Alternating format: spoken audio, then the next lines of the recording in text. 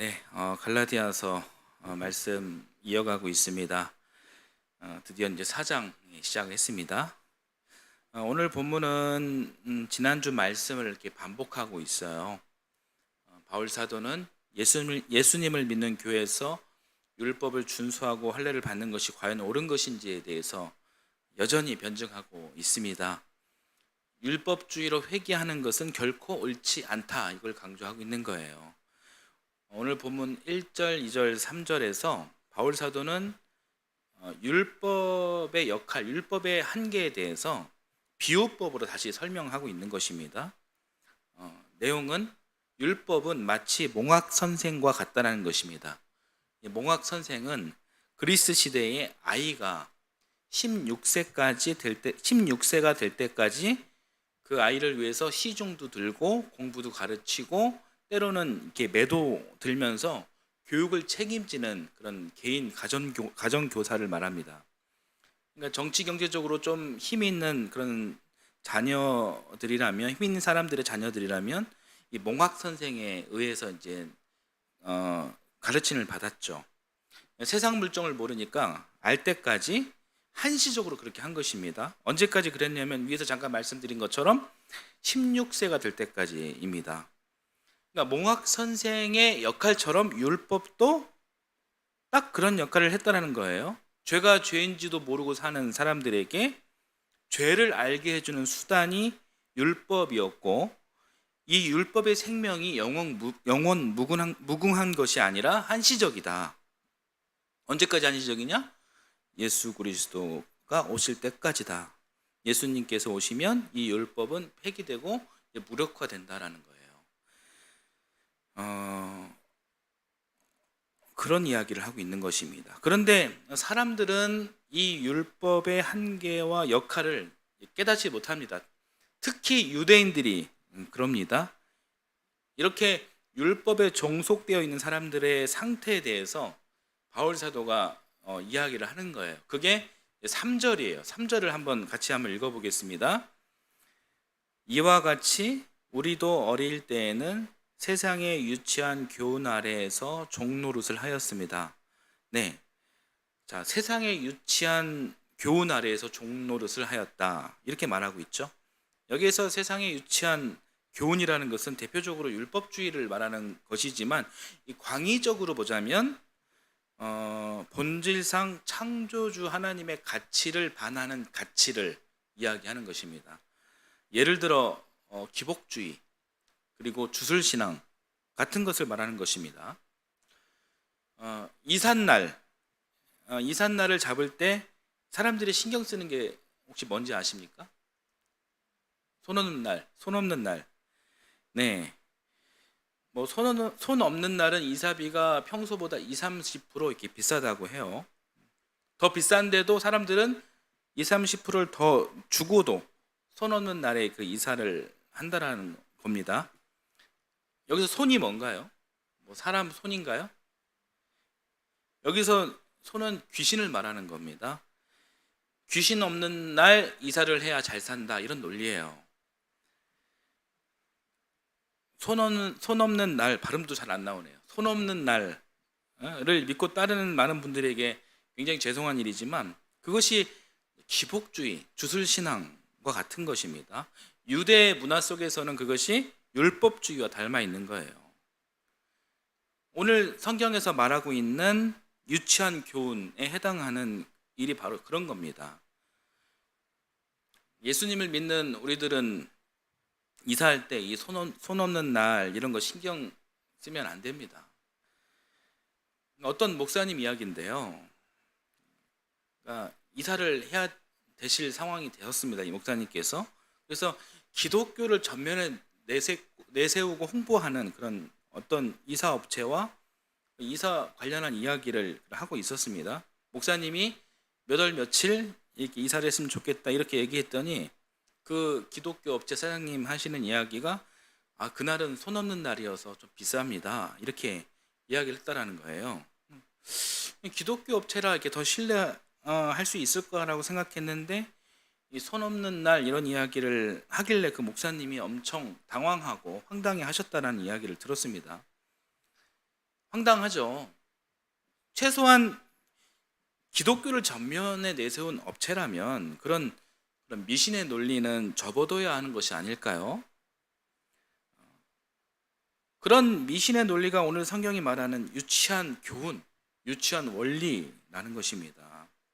예수 그리스도를 구조로 영접하는 사람들은 그런 유치한 그런 가치는 버려야 합니다. 왜 거기에 목숨을 겁니까?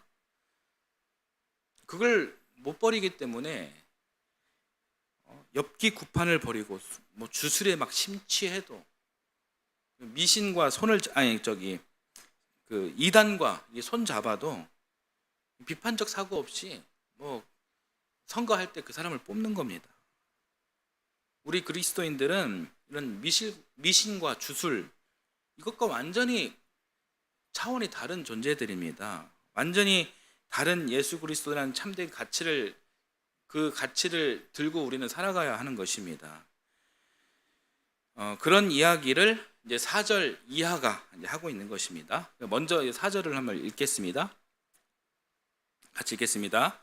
그러나 기한이 찼을 때에 하나님께서는 자기 아들을 보내셔서 여자에게 나게 하시고 또한 율법 아래에 놓이게 하셨습니다. 자, 이 4절 말씀을 약간 분석을 좀 하겠습니다. 이 4절은 3절에서 율법주의는 참으로 유치한 것입니다. 그러나 기한이 찼을 때 이런 문맥이에요. 그러나 기한이 찼을 때에 이 말은 무슨 말일까요? 그러니까 몽학 선생의 교육을 졸업할 때 이때는 아까도 말씀드렸다시피 16세까지라는 한시적인 시간의 때잖아요. 다시 말해 이 죄를 알게 하는 기능 율법의 역할이 끝날 때 이때가 어떤 때라고요? 예수 그리스도가 이 땅에 오신 때를 말하는 겁니다. 기한이 찼을 때. 이 말은 율법 폐기 그리고 예수 그리스도의 등장 이것을 설명한 거예요. 그리고 그 다음을 봐볼게요. 하나님께서는 자기 아들을 보내셔서 이 부분을 보겠습니다. 하나님께서 보내셨다 이렇게 하니까 마치 성자 예수님이 성부 하나님의 밑에 계신 분으로 이렇게 오해하실 수가 있는 구문입니다. 그러나 그런 것이 아닙니다. 화면 저를 잠깐 비춰주셔도 됩니다. 우리는 삼위일체 하나님을 믿잖아요.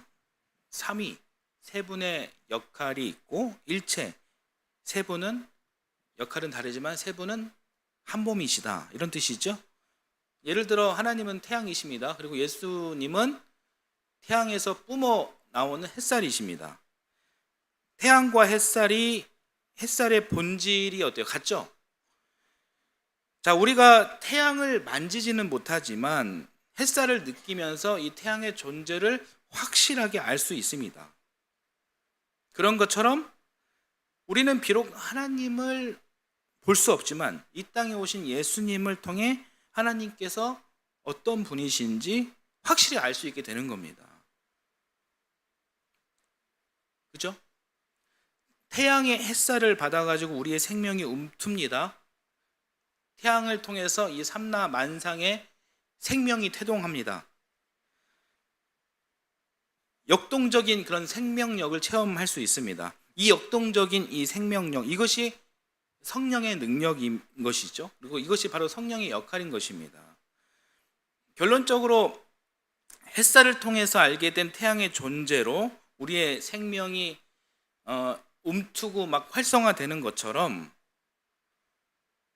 본질은 같으나 각각 역할이 다른 성부, 성자, 성령, 삼위일체 하나님의 존재로 인해 우리 신앙은 우리 삶 안에서 활성화되는 것입니다.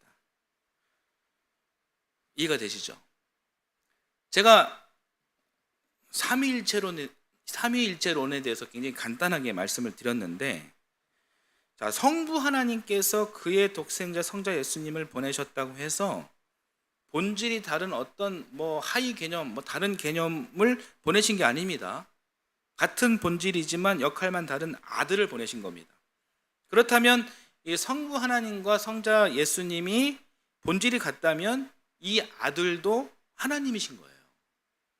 따라서 이 4절에 하나님께서 자기 아들을 보내셔서 자, 이 부분은 무엇을 강조한 것이냐면은 예수님의 신성을 강조한 것입니다. 자, 그 다음을 보겠습니다. 4절 다 보여주십시오. 그 다음은 여자에게 나게 하시고, 자, 이 부분은 무엇을 강조한 것 같습니까?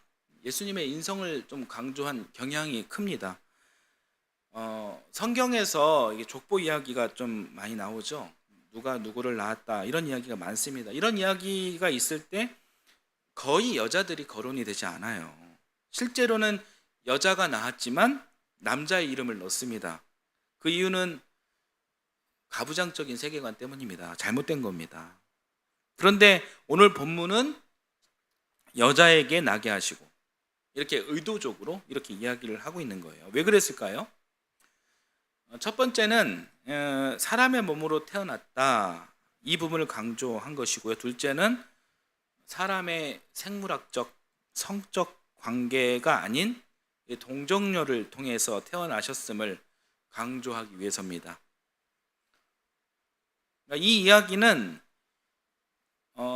엄격히 얘기해서 예수님의 신성과 인성 둘 모두를 드러내주고 있는 건데, 4절의 문맥상 봤을 때 이 부분은 인성에 좀 더 방점이 있다, 이렇게 볼 수가 있는 거예요. 첫 번째 구문과 두 번째 구문을 정리하면 예수님은 신성과 인성이 동시에 있는 분이시다. 여자의 몸을 빌려 사람으로 오신 분이지만 그의 본질은 신성이 있는 하나님이시다라는 것입니다. 사람이시지만 죄가 없는 분이심을 그렇게 첫 번째, 두 번째 구문에서 강조한 겁니다. 자, 이어서 세 번째 표현을 한번 보겠습니다. 신이시며 동시에 사람이신 예수 그리스도를 율법 아래에 나게 하셨다라는 거예요. 이 말은 죄 없으신 창조주 하나님께서, 아가페 하나님께서 율법의 종로를 타고 있는 우리들 가운데 오셨다라는 뜻입니다. 요한복음 13장 1절, 예수께서 세상에 있는 사람들을 사랑하시되 끝까지 사랑하셨다. 죽기를 작정하시고 사랑하셨다. 이게 성경의 핵심인데요. 이 말씀을 성취하시기 위해 율법 아래에 나게 하셨다라는 거예요. 4절 세 번째 구문은 예수 그리스도가 이 땅에 오신 이유를 설명하고 있는 것입니다. 자, 4절 이해하셨죠? 자, 5절로 넘어가겠습니다. 자, 5절 함께 보겠습니다. 그것은 율법 아래에 있는 사람들을 속량하시고 우리로 하여금 자녀의 자격을 얻게 하시려는 것이었습니다. 자, 5절에서는 여러분 속량이라는 이 단어에 한번 집중해 주시면 되겠습니다. 자, 속량의 헬라어는 엑사고라조라고 합니다. 한번 따라서 해보실까요? 엑사고라조. 네, 엑사고라조. 뜻은 속량입니다만 속량이 무슨 말이냐면 사서 구하다라는 뜻이에요. 사서 구원하다라는 뜻입니다. 그리스 로마 시대에는 노예 제도가 있었습니다. 노예 시장이 있었어요. 노예 시장에서 노예를 사고 팝니다. 노예를 살 때 헬라어로 엑사고라조 이렇게 이야기하는 거예요. 예수님께서 죄 없는 인간으로 오신 이유는 율법 아래에 있는 사람을 엑사고라조, 속량하기 위해서입니다. 즉 정죄하고 심판하고 죽이는 기능을 가진 율법 아래 종살이하는 사람들을 사서 구원하시기 위해 죄 없으신 하나님께서 사람의 몸으로 이 땅에 오신 겁니다. 이 괴롭고 희망 없고 지긋지긋한 율법의 종노릇하는 신분에서 벗어나려면 누군가의 도움이 필요합니다. 필요한데 우리 같은 그런 사람은 그 일을 감당할 수가 없습니다. 그 사람이 아무리 돈이 많고 권력이 굉장히 권력을 쥐고 있고 이 세상을 호령하는 그런 인물이라 할지라도 율법의 종노릇하는 사람들의 신분을 바꿔놓게 하는 것은 불가능한 것입니다. 사실 그 힘 있는 그 권력 있는 그 사람들 때문에 율법의 종노릇하는 일이 만들어지고 이것이 더 견고하게 된 것입니다. 율법의 종노릇하는 이 신분에서 속량되려면 율법 안에서 자유로운 그런 사람을 통해야 하는 거예요.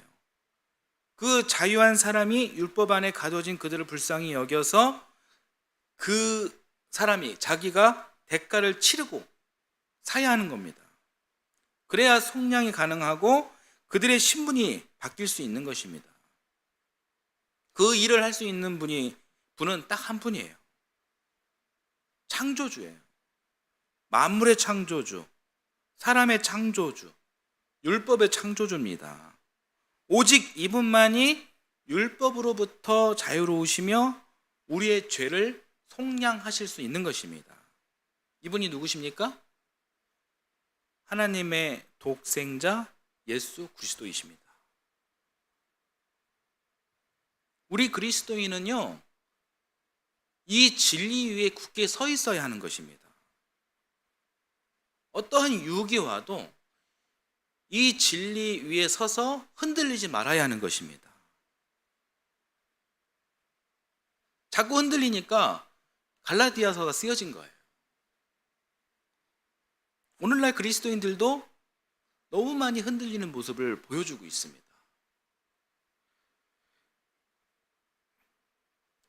그런데 여러분, 이 속량을 위한 대가가 무엇이었습니까? 예수께서 세상을 사랑하시되 죽기를 작정하시고 사랑하셨다. 그의 피값입니다. 그의 죽음입니다. 신께서 죄인인 우리를 속량하시기 위하여 사람을 오셨고 죄의 대가를 치르기 위해 죽으셨다. 신이 우리를 위해 죽으셨다. 이것이 어떻게 가능합니까? 인류 안에 존재하는 여러분이 아는 신화를 한번 생각해 보십시오. 신이 사람을 위해 죽으셨다. 이런 이야기 들어본 적 있으십니까? 그런 신들 다들 차원이 다른 사람들 위해 군림하기 바쁘셨죠. 사람들을 위해서 죽으셨다. 굉장히 이건 찾기 어렵습니다. 그러나 예수 그리스도는 우리를 살리시기 위해 우리의 죄를 십자가에 묶으시고 스스로 죽어주셨습니다. 굉장히 놀라운 겁니다. 이것이 기독교에만 있는 사랑이에요. 신이 몸소 보여주신 아가페입니다. 율법 정언을 선언하시고 생명 창조, 생명 구원의 새 언약 아가페를 우리에게 주시기 위해 그리하신 겁니다. 율법의 종노릇하는 우리의 신분을 바꿔주시기 위해 그렇게 죽어주신 것입니다.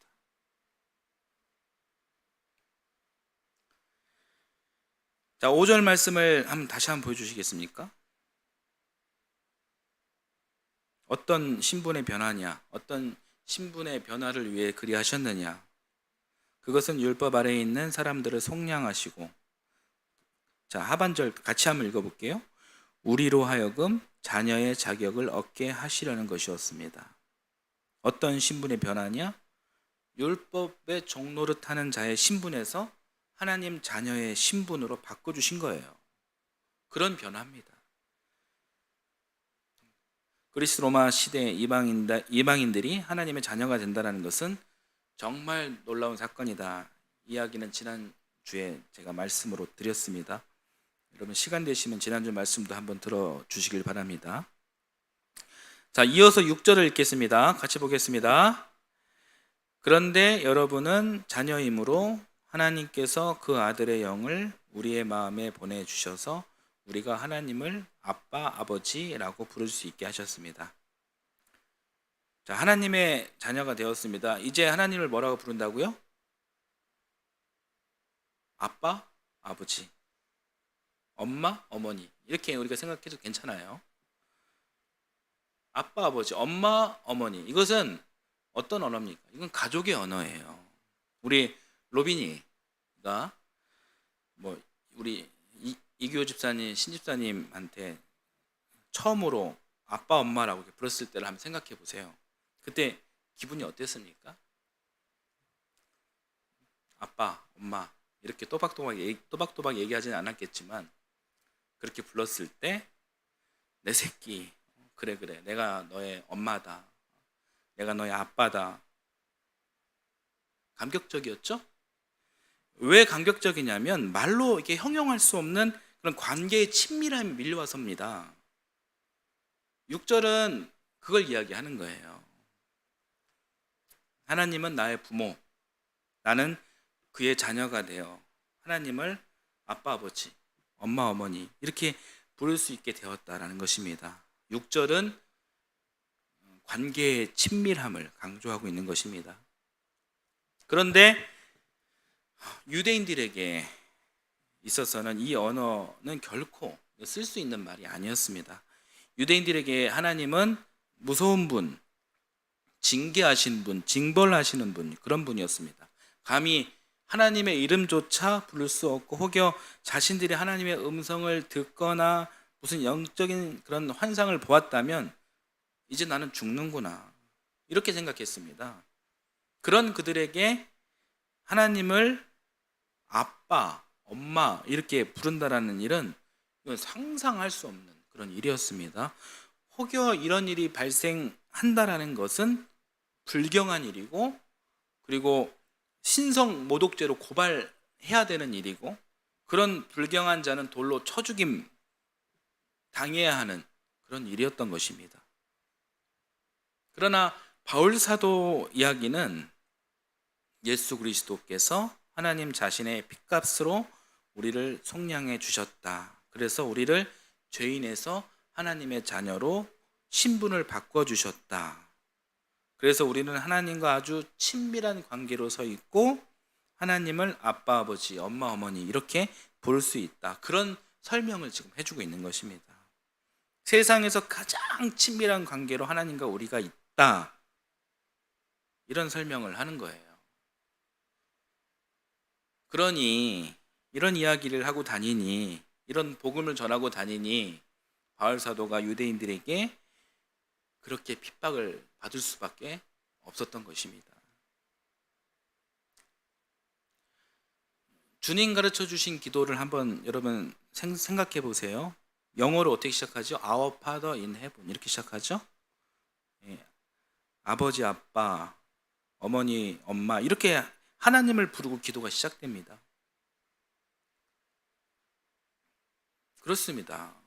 우리 신앙, 우리 기도는 하나님과의 이런 친밀한 그런 관계 속에서 시작되는 거예요. 이 친밀한 관계에 집중하면요, 기도가 그렇게 어렵지 않습니다.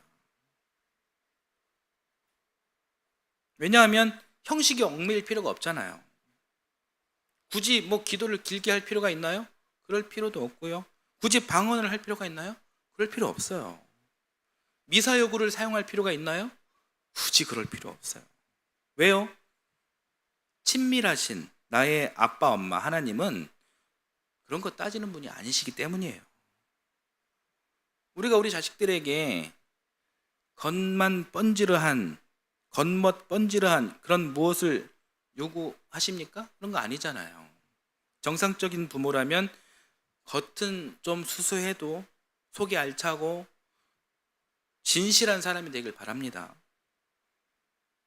우리는 그런 자식들에게 만족합니다. 그리고 그 자식들에게 뭐든지 다 해주고 싶죠. 부모 자식 간 이 친밀한 관계가 그렇다라는 거예요. 그런 것처럼 우리가 아빠, 엄마라고 부르는 우리 신앙의 대상 하나님께서는 그분께서 우리의 표정만 봐도 우리의 모든 것을 다 아신다는 거예요. 우리의 머리카락 숱까지 세시는 그런 분께서 내가 필요한 것이 무엇이고 설령 깜빡하고 구하지 못한 것까지도 다 주시는 분이 우리 아버지, 어머니 되시는 하나님이시라는 겁니다. 바울 사도는 그렇게 하나님께서 우리와 친밀한 관계에 계신 분이시다. 이 이야기를 6절을 통해서 하고 있는 것입니다. 여러분, 오늘 말씀에서 이것을 꼭 기억해 주십시오. 하나님을 대하는 가장 기본은 어렵지 않게 대하는 것이다. 아빠, 엄마를 대하는 것처럼, 아빠, 엄마처럼 친밀한 관계로 대하는 것이다. 여러분, 이걸 기억해 주십시오. 그리고 마지막 7절을 보겠습니다. 같이 읽겠습니다. 그러므로 여러분 각 사람은 이제 종이 아니라 자녀입니다. 자녀이면 하나님께서 세워주신 상속자이기도 합니다. 자, 오늘 말씀을 결론 짓고 있습니다. 여러분은 예수 그리스도의 피값으로 성량받은 하나님의 자녀입니다. 신분이 바뀌어졌습니다. 이제 여러분은 율법의 종노릇하는 그런 신분의 사람이 아닙니다. 세상이 당신을 이제 함부로 할 수 없습니다. 당신은 이제 그런 존재가 되었습니다. 위대한 하나님의 자녀입니다. 믿음의 조상 아브라함과 맺어주신 언약의 계보를 잇는 믿음의 상속자입니다. 이렇게 오늘 마지막 절에서 오늘 이야기를 잘 정리해 주었습니다. 자, 오늘 성경 이야기는 여기까지 하겠습니다. 여러분, 오늘은 맥주감사주일입니다. 벌써 한 해의 반절이 지났습니다. 시간이 정말 빠르죠? 맥주감사주일은 올해 농사를 시작한 이후로 맺어진 첫 수확물을 하나님께 바치고 감사드리는 주일입니다. 여러분은 올해 한 해 어떤 농사를 지으셨고 그 농사에 대한 첫 수확물이 무엇입니까? 그리고 하나님께 어떤 감사를 올리고 싶습니까? 지난 반년의 시간을 한번 되돌아보십시오. 2022년 새해 계획과 목표가 무엇이었는지, 그리고 그 계획과 목표를 향해 걸어가는 과정 속에서 어떤 열매가 있었는지, 특별한 열매가 떠오르지 않는다면 어떤 반성의 지점이 있는지도 한번 생각해 보십시오. 그리고 우리 신앙의 대상이신 하나님께 이 맥주감사절을 맞이하여 어떤 감사를 드릴 수 있을지에 대해서도 여러분 한번 생각해 보시기 바랍니다. 어떤 감사를 드릴 수 있을까요? 감사의 제목이 잘 떠오르지 않습니까? 그럴 수 있습니다. 그게 솔직한 우리들의 모습입니다. 우리들의 연약한 모습입니다. 오늘 말씀을 통해서 한번 생각해 본다면 우리의 아버지 어머니 되시는 하나님은 언제 어디서나 늘 친밀한 모습으로 우리와 늘 함께 하셨습니다. 우리의 인생이 내 앞가름 내가 한답시고 억척스럽게 정신없이 앞만 보고 달려온 순간이었기 때문에 언제나 변함없이 친밀한 관계로 계셔주신 임마누엘을 우리가 발견하지 못했을 수 있습니다. 저의 이야기를 하나 이렇게 드리고 싶습니다. 저에게 평소들 마음의 짐처럼 억누르고 있는 문제가 하나 있습니다. 그것은 모든 목사님들이 다 마찬가지일 거예요. 왜 우리 교회는 성장이 안 될까? 이런 것이었어요. 왜 안 될까요? 제가 부족해서죠. 분석하면 원인이 다 있습니다. 하나님 앞에 죄송하고 우리 교우들한테도 많이 미안합니다. 그렇다고 제가 교회 성장을 못 시킨다고 저를 이렇게 압박하거나 괴롭히는 분은 한 분도 없어요. 그냥 저 스스로 저 자신에게 압박하고 괴롭히는 거죠. 근데 그 스트레스가 좀 꽤 컸었나 봅니다. 저 자신에게. 여러분께서 기억하실란가 모르겠지만 지난해 송년주일에 제가 설교하다가 굉장히 어지러움증이 좀 심해가지고요. 설교를 좀 급하게 끊고 예배를 서둘러서 마친 적이 있습니다. 다음날 이렇게 병원에 갔더니 혈압 수치가 250이 나왔어요. 대단히 위험한 상태였습니다. 약사는 이렇게 처방을 의사는 약 처방을 해주면서 스트레스 받지 말아야 된다 이렇게 이야기를 했습니다. 그리고 나서 이제 아내와 함께 좀 이렇게 우울한 그런 마음이 들 수밖에 없죠. 여러 가지 생각을 했죠. 개척한 지 5년이 됐는데 나름 지난 5년 동안 최선을 다해 살았고 없는 시간을 쪼개서 설교 준비도 나름대로 열심히 하고 예배 준비도 열심히 하고 또 나름 동네 이웃들과도 잘 사귀고 또 이들에게 유익을 주기 위해 또 노력하고 또 우리 교회 교인들에게도 믿음 생활의 본을 보이기 위해 노력하며 살았는데 왜 이렇게 우리 삶이 재미가 없지? 왜 사람들이 이 교회까지 올라오는 것이 이렇게 올라오지 않을까? 왜 이렇게 지치지? 하나님께서 우리와 함께하는 것이 맞나? 자꾸 이런 생각이 드는 거예요. 이런 생각을 또 하니까 또 우울해지는 거죠. 그런데 얼마 전이에요. 동네 이웃 한 분께서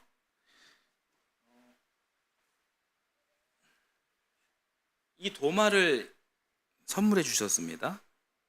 서각하시는 작가분이신데요.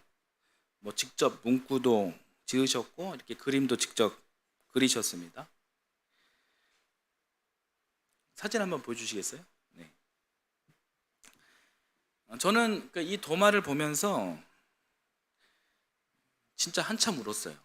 눈물이 나더라고요. 괜찮아, 잘하고 있어. 아빠, 아버지이신 하나님께서 저를 두고 직접 하신 말씀으로 들렸기 때문입니다. 저는 연약해서 그런 위축된 그런 마음과 함께 실망하고 있었습니다. 근데 그런 저에게 걱정 마, 괜찮아. 넌 충분히 잘하고 있어. 힘내.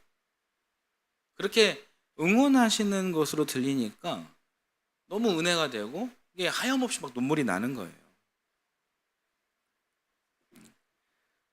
제가 많이 부족해서요. 미처 제가 찾지 못했던 임마누엘을 동네 이웃을 통해 만나게 된 것입니다. 놀랍게도 그날 이후로 저는 굉장히 자유했습니다.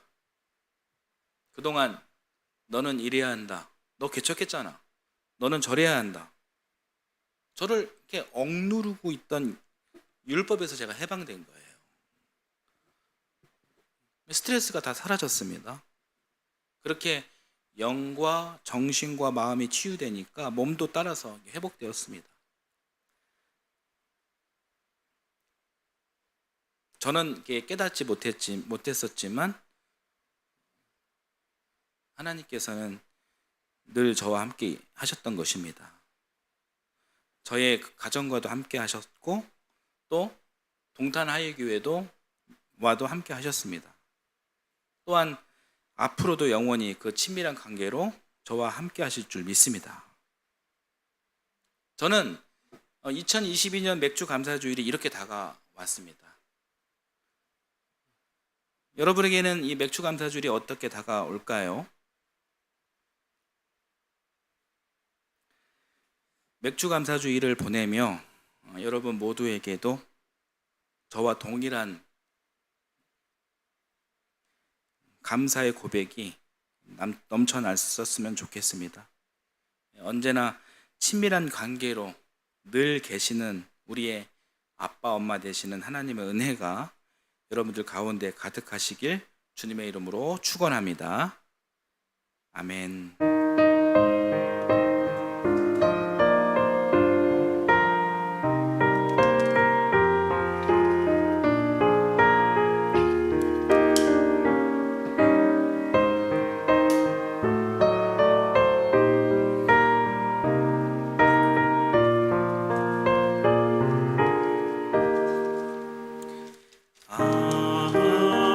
하나님의 은혜로